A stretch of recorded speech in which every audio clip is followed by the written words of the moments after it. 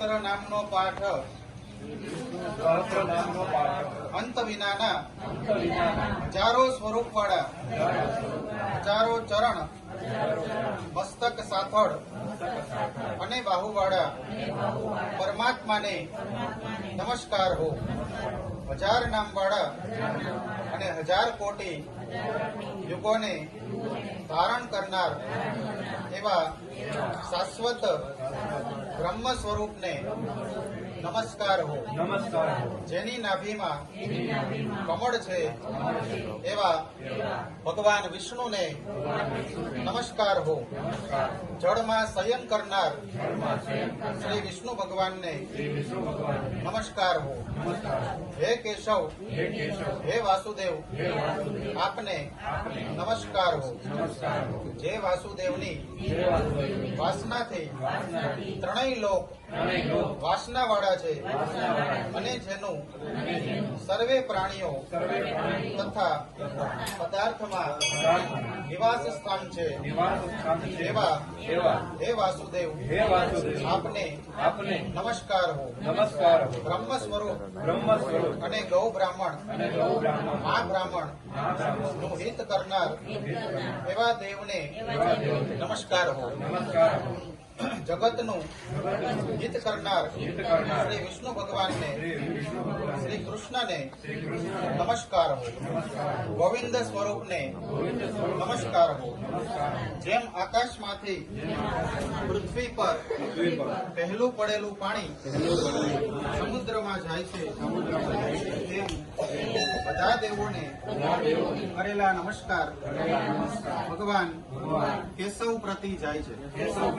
જેના ઘરમાં શ્રી હરિનું ભજન એનો માર્ગ નિષ્કુંઠ છે અને શ્રી હરિના ભજન પૂજન વિનાના કુમાર્ગને જાણવા બધા વેદોને જાણવાથી જે પુણ્ય થાય છે અને સર્વ તીર્થોની યાત્રાથી જે ફળ મળે છે તે સમગ્ર ફળ દુષ્ટોનો નાશ કરનાર શ્રી વિષ્ણુ ભગવાનની સ્તુતિ શ્રદ્ધાપૂર્વક કરવાથી મળે છે.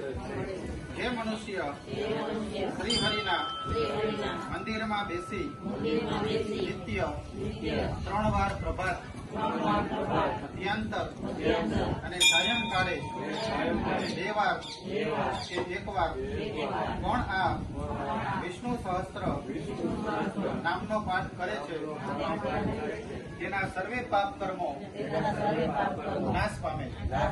જે મનુષ્ય આ સ્તોત્રનો પાઠ ભાવ ભક્તિથી કરે છે તેના શત્રુઓ પડી જાય છે. તે ભક્ત ઉપર સર્વે ઉપગ્રહો શાંત રહે છે અને તેના સર્વે પાપ પણ વિનાશ પામે છે. જેને શ્રદ્ધા, ભક્તિ તથા ભાવપૂર્વક આ સ્તોત્રનું ધ્યાન કર્યું કે શ્રવણ એટલે કે સાંભળ્યું તે પાઠ કર્યા તે ભક્તએ સર્વદાન આપ્યા અને દેવોની રૂડા પ્રકારની પૂજા કરી એમ સમજવું. જે મનુષ્ય પ્રત્યેક બારસના દિવસે આ શ્રી વિષ્ણુ સહસ્ત્ર નામનો પાઠ કરે છે એ ભક્તને આ લોકમાં કે પરલોકમાં કોઈ પણ ઠેકાણે ભય રહેતો નથી અને તેના કરોડો કલ્પના પાપો પણ ધીમે ધીમે વળીને ભસ્મ થાય છે.